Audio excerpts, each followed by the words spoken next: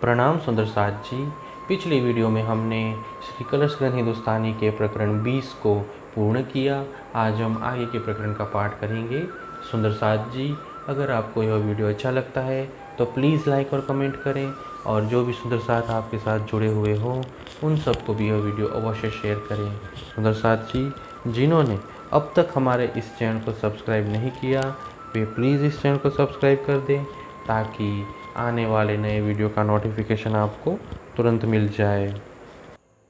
दया को प्रकरण।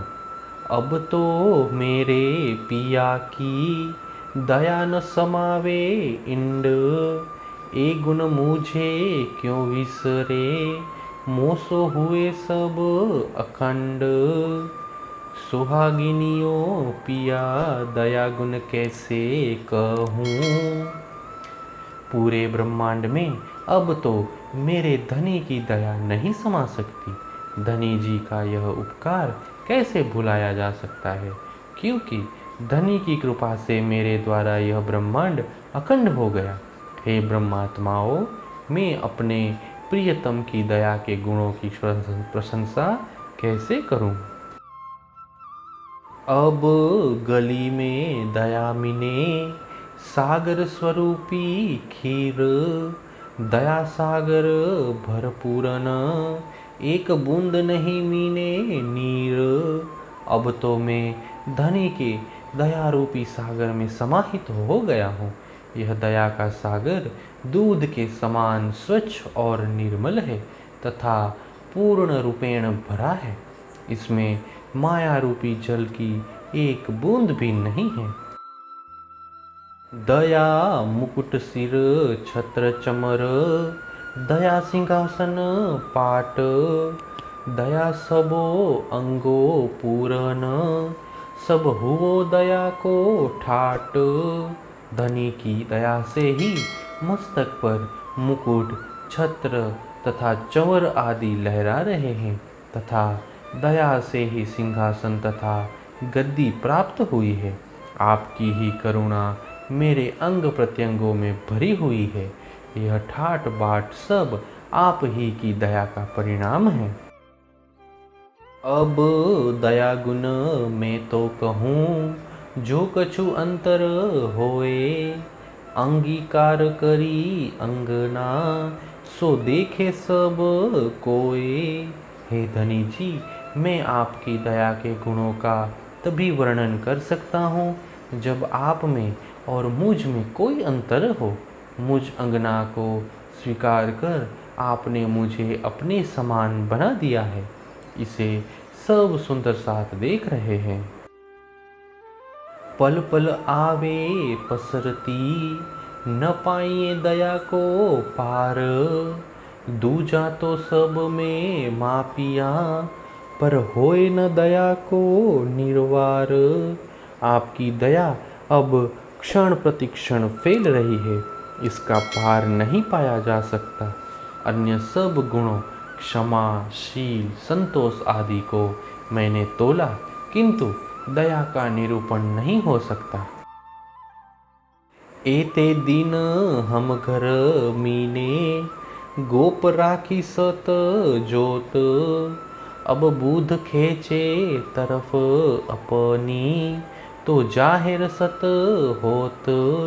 इतने दिनों तक हमने इस तारतम ज्ञान को अपने घर में छिपाए रखा। अब बुध जी सबको अपनी ओर खींच रहे हैं। इसी से समस्त संसार में ही सत्य तारतम ज्ञान का प्रकाश फैल जाएगा। शब्द कोई कोई सत उठे, सो भी गए असत में भील, सत असत काहू ना शुद्ध, दो रहे हिल मिल। संसार में कोई कोई शब्द सत्य है, परंतु वे भी लक्ष्यहीन होकर असत्य दुनिया में ही मिल गए हैं। इस विश्व में सत्य और असत दोनों ऐसे घुल मिल गए हैं कि किसी को भी इनका अलग अलग स्वरूप दिखाई नहीं देता। अब दूर करूं असत को, जाहिर करूं सत जोत, गोप रही थी एते दीन, सो अब होत उदोत। अब मैं तारतम के बल से असत्य को दूर कर सत्य की ज्योति प्रकट कर दूं। आज तक तारतम की यह ज्योति गुप्त थी, अब जागनी ब्रह्मांड में आकर यह प्रज्वलित हो गई है। असत भी करना अखंड, करके सत प्रकाश। सनंद सब समझाए के, करूँ तिमिर सब नाश। तारतम ज्ञान की अखंड ज्योति का प्रकाश दिखाकर अनित्य संसारी जीवों को भी अखंड मुक्ति का सुख देना है। इसीलिए अब मैं सत्य का संपूर्ण वृतांत समझाकर अज्ञान रूपी अंधकार को दूर कर दूं। संसा सारा भान के, उड़ाऊं असत अंधेर। निज बुध उठ बैठी हुई, गयो सो उल्टे फेर। सबके हृदय के संदेह को मिटाकर अज्ञान रूपी अंधकार को मिटा दूं। अब अक्षर की बुद्धि तारतम ज्ञान के द्वारा जागृत हो गई, इसीलिए माया का उल्टा चक्र मिट गया है।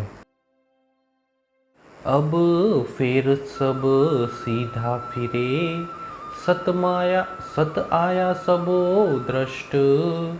पहचान भे प्रकाश थे, सुपन की जाहिर सृष्ट। अब सब कोई सीधे परमधाम की ओर उन्मुख होंगे, क्योंकि सबकी दृष्टि में सत्य वस्तु समाहित हो गई है। इस तारतम ज्ञान के प्रकाश से स्वप्न की झूठी दुनिया को भी अखंड वस्तु की पहचान हुई है। खेल देखिया काल माया का, सो काल माया में भील। अब देखो सुख जागनी, होसी निर्मल दिल। ब्रजमंडल में हम सब ने काल माया का आश्रय लेकर उसी काल माया का खेल देखा। अब इस तीसरे ब्रह्मांड में जागने का सुख देखो, जिससे हृदय निर्मल हो जाएगा।